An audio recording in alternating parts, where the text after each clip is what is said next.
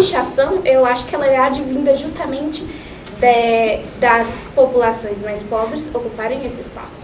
Então a gente tem que saber entender que, tipo assim, vai existir pichação em certos lugares, ok. Talvez algumas coisas não sejam bem legais de você ler e é horrível, mas isso também faz parte de uma cultura e de umas pessoas que estão aqui ocupando esse espaço. Eu acho que de um lugar cultural, de diferentes pessoas que vêm de diferentes culturas.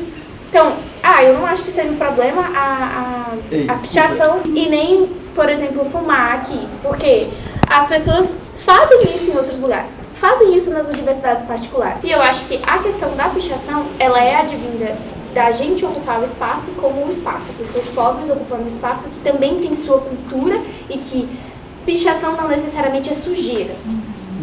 Por que existem escolas públicas e escolas particulares hoje? Então, porque ainda existe essa diferença. A gente tem que ver também que essa escola top, essa escola paga, que oferece uma série de coisas extracurriculares para o aluno, ela tem uma relação comercial com o aluno. Exato. Então o pai paga caro e exige resultado.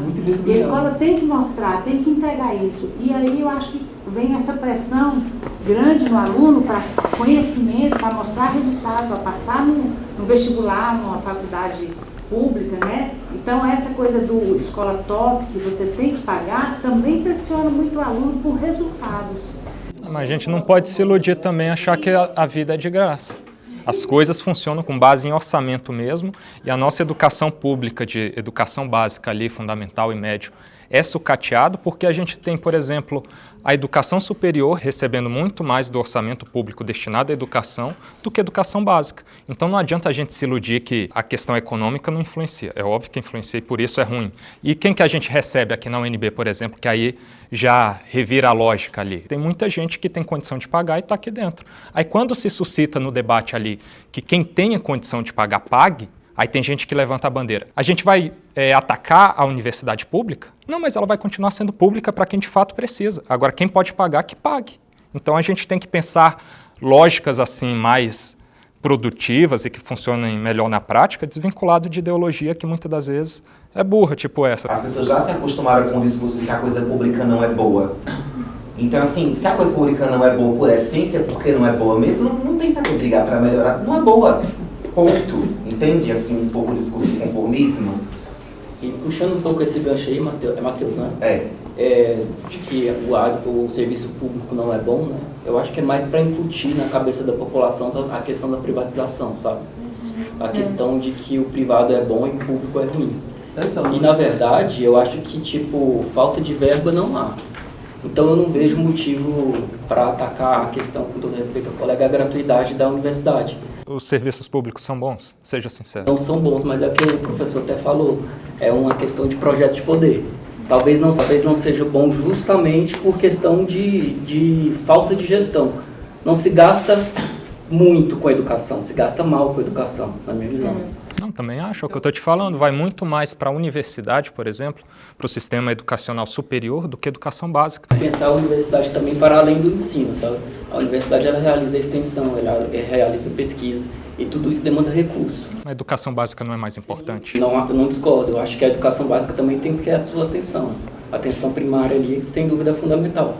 Mas eu acho que atacar a gratuidade de um serviço que é público, eu acho um pouco preocupante. Assim. Quem não tem condição vai continuar não pagando. Quem tem, não seria interessante que pagasse? Essa questão que vocês levantaram sobre a questão da precariedade dos salários dos professores, o que desmotiva, né, e o que não incentiva uma boa educação, eu penso então que a questão central deveria ser a educação como um projeto do Estado brasileiro, porque não é.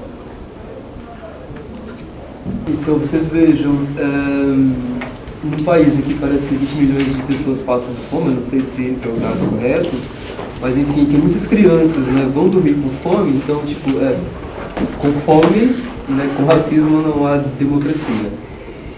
Então, eu penso que daí tipo, não tem igualdade, né, tipo, essa criança já, quando você entende que escolas são pessoas, né, então um aluno com fome, por exemplo.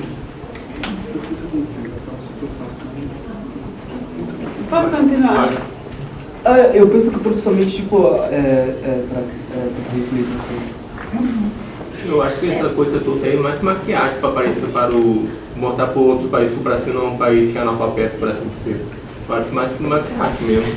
Criar esse outro projeto aí. O problema está no capitalismo, né? Comecei. O problema está no capitalismo. Qual que seria a solução, então, professor? Socialismo. Socialismo é a solução onde que deu certo em qualquer país que se tentou. Cuba está dando certo? Eu acho que o pessoal de lá não tem nem liberdade e quer sair de lá. Né? O Canadá, por exemplo, é comandado por um partido mais socialista. Sociais-democratas, né?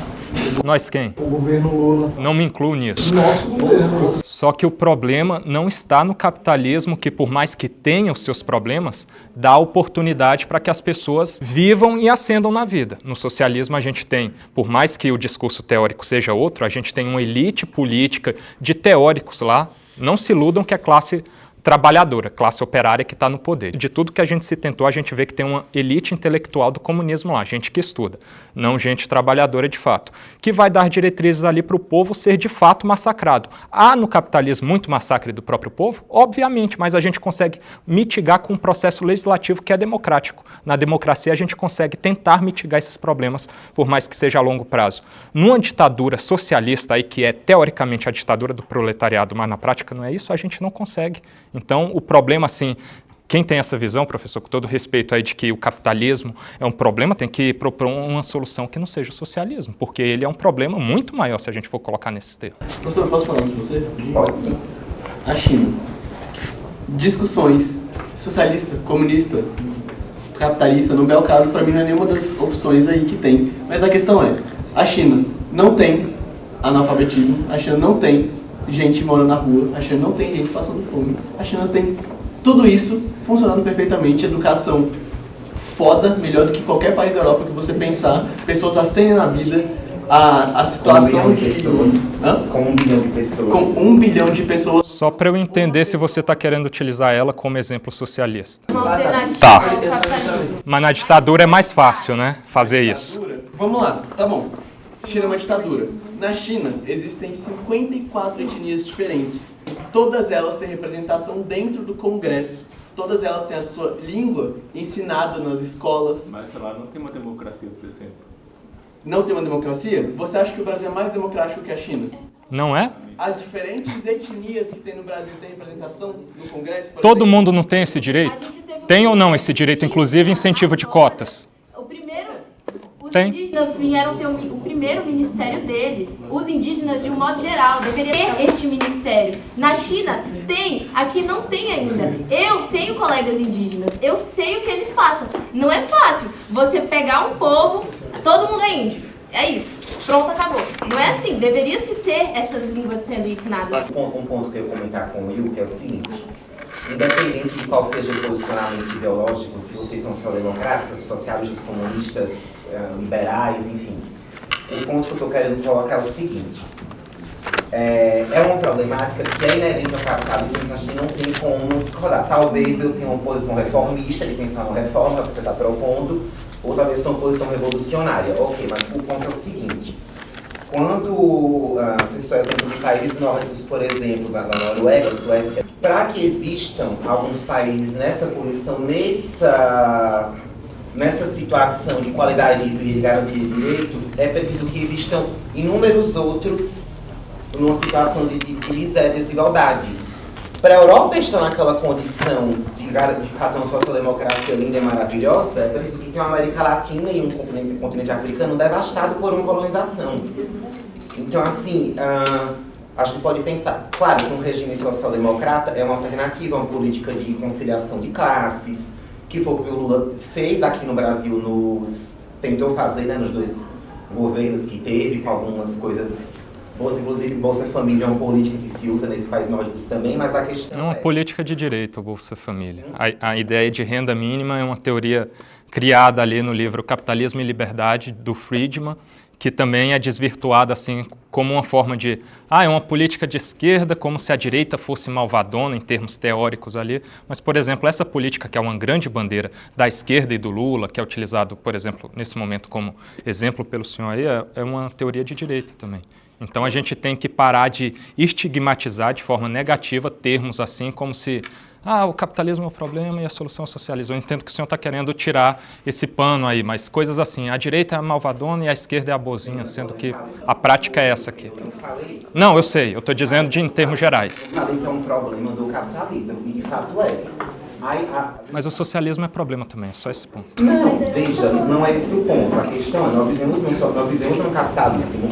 Isso é um problema, a desigualdade é um problema inerente porque existe concentração de renda.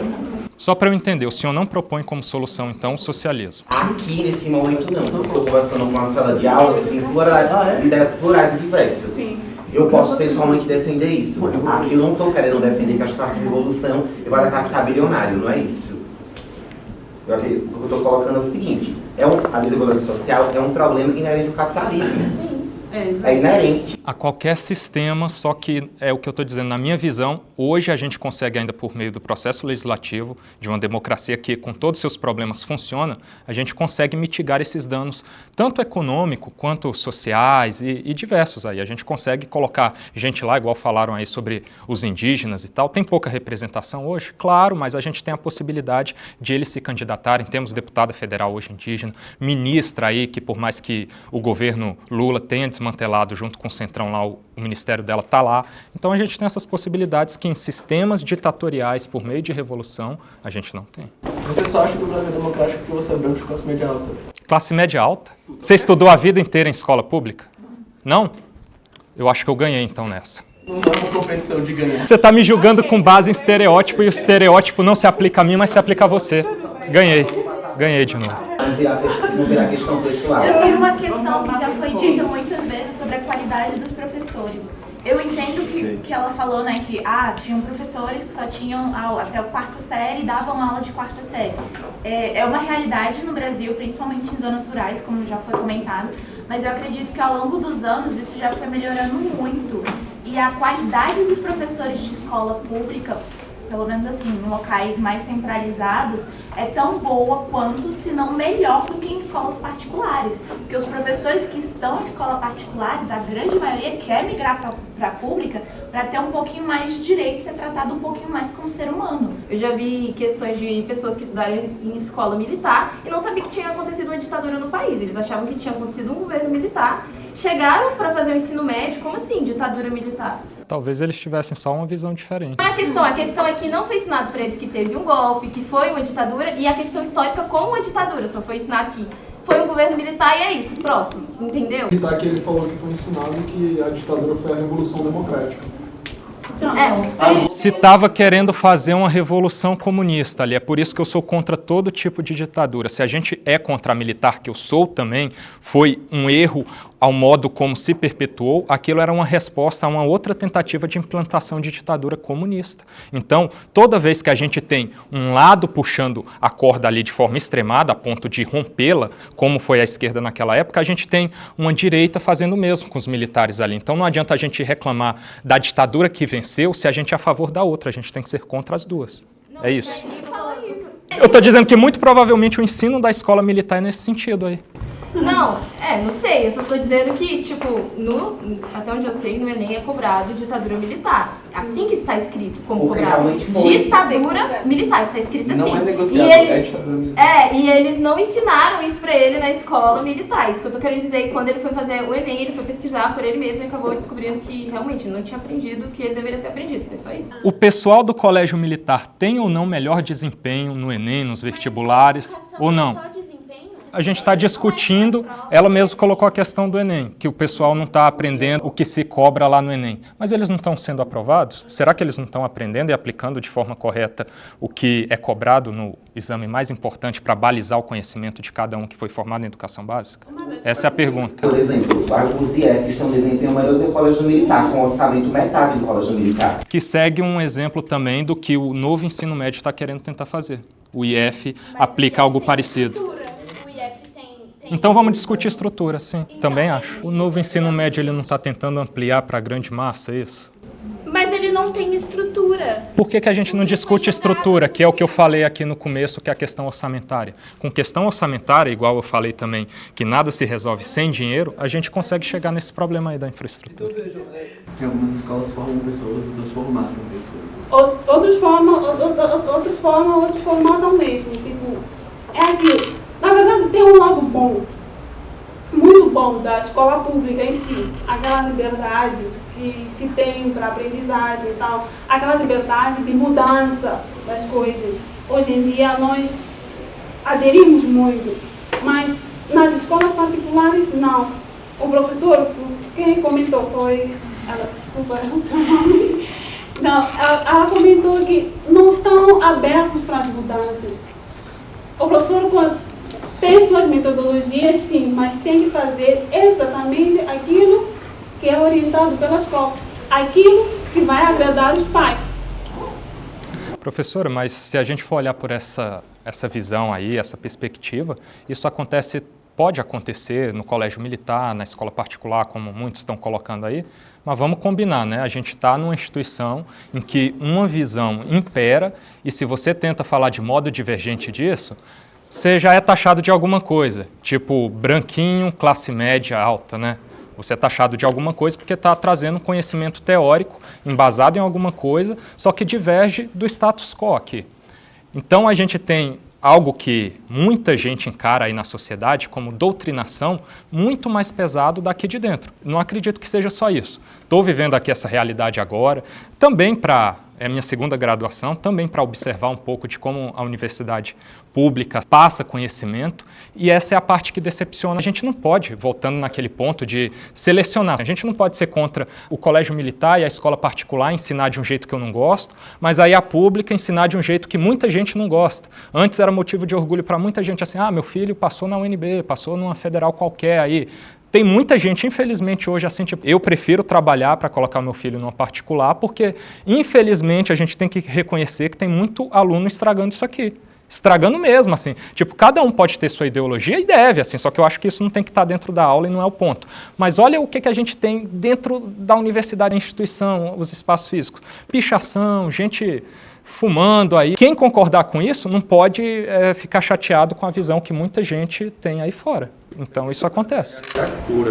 Tem muita pessoa que simplesmente não fala, concorda com nós aqui, e simplesmente não tem medo de falar o que fazer isso, eu acho. Estou falando sobre dominância enquanto teoria que inviabiliza o diverso, um posicionamento diferente. E a teoria de Marcuse ali, que é um grande socialista aí que introduziu isso no ensino superior, é meio que isso, a dominância de um pensamento em específico. E a gente tem que modificar isso enquanto corpo discente. As pessoas, a grande massa, que faz essa universidade. Então, temos que nos abrir para o pensamento divergente sem querer estereotipar as pessoas de um jeito que aí pode, aí está autorizado.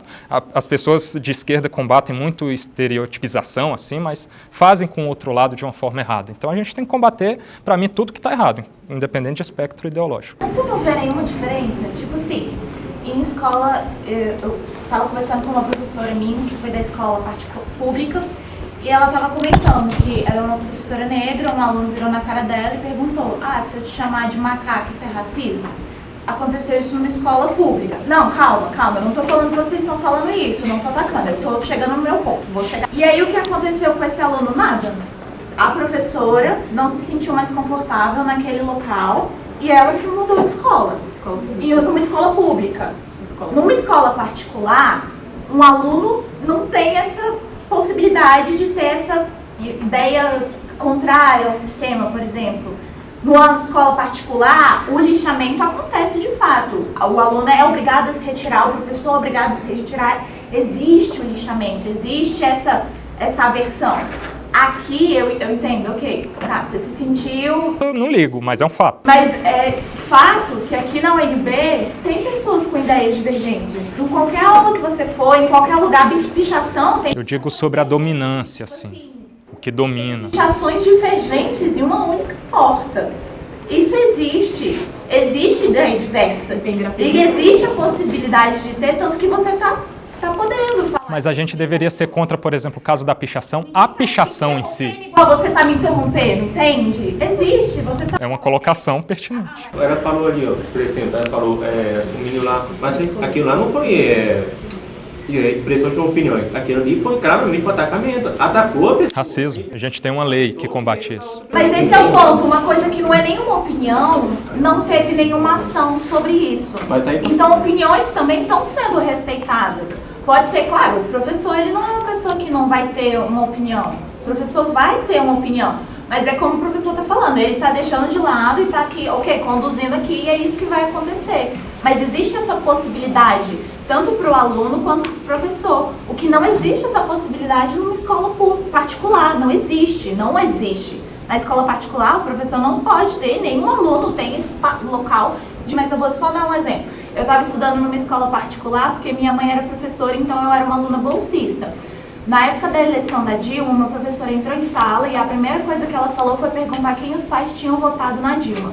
Alguns alunos se colocaram e ela virou pra gente e falou assim, porque quando algum pobre vier na minha porta, bater na minha porta e pedir dinheiro, eu vou mandar pros pais de vocês. Tem essa represália. Jamais um professor de uma escola pública falar uma coisa dessa em sala de aula.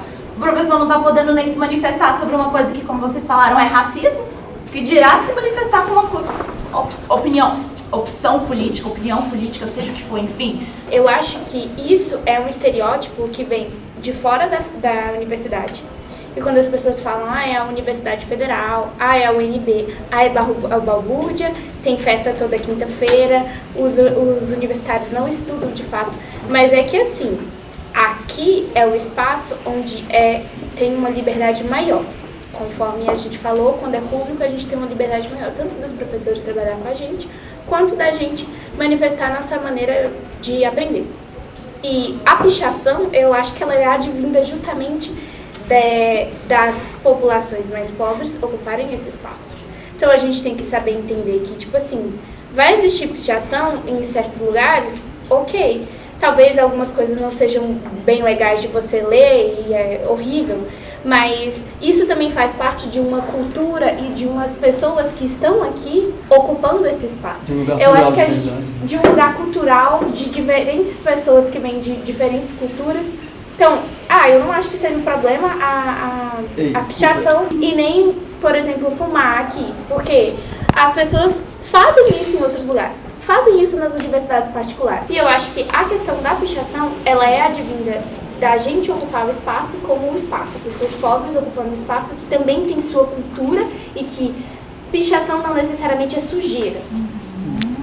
Tem um grafismo. Tá, grafite ali autorizado e tal, é uma forma de arte, inclusive. Só que pichação é uma contravenção penal. A gente acordou enquanto Estado, todo mundo deve acreditar que no contrato social e tal, na democracia representativa que a gente elege gente lá para falar por nós, por meio de leis, tem uma lei aí, a Lei de Contravenções Penais, que diz que pichação é uma contravenção. Então não leva, de fato, a pessoa a ficar presa ali, mas ela cumpre pelo menos alguma pena alternativa ali, se for condenada por isso, porque é ilegal. Basicamente é para dizer que é ilegal. Então é negativo que haja, igual você disse que talvez haja uns 2% ali de uma pichação no sentido diferente da hegemonia ideológica ali, num determinado sentido, mas é negativo que haja para qualquer lado, e eu digo a visão mesmo externa. Então se você quer conviver com a visão de, tem que ter isso mesmo, porque é uma manifestação cultural e tal, então a gente tem que se preparar, quem pensa assim, para opinião externa, de achar que isso aqui é uma balbúrdia, é uma grande bagunça, onde todo mundo é vagabundo, tem muita gente que pensa assim por causa de questões como essas. Então eu acho que se a gente tivesse como padrão um comportamento mais cívico, de tipo, poxa, vamos deixar tudo em ordem, bonitinho, vamos cuidar e tal, seria mais bacana. Ela falou porque é colonizada, porque não era para ser, porque não é para ter essa diferença cultural, essa divergência, esse encontro de opiniões entre eu e você. É para ser civilizado. Vamos fazer no debate, igual a gente está fazendo, não é melhor do que na parede? Tá, mas tipo, Só o ponto aqui para fechar, drogas e tal. Eu estudei, eu fiz direito 5 anos numa particular e não tinha isso. Aí você dizer que as pessoas fazem escondidas, eu não acompanhava, mas talvez façam mesmo. Só que essa é a questão, o espaço não está à vontade para receber esse tipo de coisa. Então, os pais sabem que seu filho vai ter mais que uma segurança. Não vai ser meio que uma política do lugar levar o meu filho para isso. É assim que muita gente pensa, a gente tem que concordar com isso. E o ponto da menina ali, que eu acho que foi até embora, sobre a forma como a escola particular ensina e não dá espaço, ela disse que teve racismo em uma vez lá e a professora não se sentiu à vontade. Poxa, a gente tem uma lei hoje que combate o racismo, então ela deveria ter acionado o Estado para que o indivíduo ali, se for um menor, que provavelmente era no ensino fundamental ou médio, ele seja penalizado. Não vai ser preso, porque muita gente também é contra o que eu acho que deveria acontecer, que é menoridade penal ali, o cara tem pensamento, ele tem que responder pelo que fez. Mas, no caso ali, ele vai ser pelo menos um menor infrator ali que vai ter que ficar cumprindo medida socioeducativa. E o que eu ia falar para ela, é mais interessante que a gente não tenha doutrinação de nenhum lado. A gente não pode aceitar que na escola, que na universidade pública seja de um jeito e na particular não seja. Ambos vão brigar, sim. Então a gente tem que combater tanto o espectro de um lado quanto de outro, tentando fazer doutrinação dos alunos. Tem 2 coisas que eu queria pontuar que são bem convenientes aqui. A primeira é, existe uma diferença na abordagem dos discursos aqui. Inclusive, peço perdão por ter... Tudo bem, está perdoado. Em relação a isso. Mas a questão aqui é, você percebe que a maneira como você fala costuma ser bastante arbitrária em relação a muitas coisas? Tal coisa tem que ser assim, tal coisa necessita ser assim. Por exemplo, a lei... Sugestões. Parece um discurso meio puritanista, meio moralista. É um pouco moralista, mas é essa questão que eu quero chegar. Vai fazer sentido. Quando você pega, por exemplo, porque a lei proíbe a pichação. Por exemplo, pegando os outros países aqui, que falam português colonizado por Portugal. Em Angola, falar quimbundo, que é a língua original do país, era proibido. A lei dizia isso. A lei dizer não necessariamente torna aquilo perfeitamente concordável, sabe? Então, a lei diz que pichação é crime, beleza, não pode. Mas será que isso é necessariamente algo a ser tão condenável assim? Fica em questão. E aí a última coisa que eu queria colocar. Eu acho que o maior motivo de embate de ideologias dentro da faculdade não é pensar diferente. Até porque eu tenho certeza que eu penso muito diferente de muita gente aqui. Mas a questão é, as pessoas estão mais abertas a debates em geral. Sabe, eu sinto que algumas pessoas estão muito... E assim, não dizendo que você é assim, não dizendo que eu sou assim, mas dizendo que, tipo... Eu acho que o problema muitas vezes é afirmar alguma coisa com, assim, isso tem que ser assim, isso é assim e pronto. Por quê? Conversar sobre, tentar entender por que você acha isso, por que o outro acha diferente, por que isso se consolidou da forma que é. Então eu acho que muitas vezes o embate acaba acontecendo muito mais porque algumas pessoas impõem algo e a outra é resistente, não quer ouvir, só quer responder. E a falta de ouvir o outro acaba causando esse problema de certas pessoas se sentirem reprimidas. Porque é isso, as pessoas não se ouvem. Só para fechar esse ponto que ele falou da pichação aí, se você acha que está errada a forma como é hoje, que é uma forma democrática, que foi votada e considerada ilegal, cara, entra lá no Legislativo, cobra o deputado que você acompanha, acha que está alinhado com esse pensamento e tenta modificar a lei. É assim que tem que ser o processo democrático para as coisas acontecerem. A discussão acabou indo para a polarização. Sim. Uma coisa, Deus, pátria e família, mais ou menos isso. Sim. Enfim. Uma coisa que eu queria frisar, né?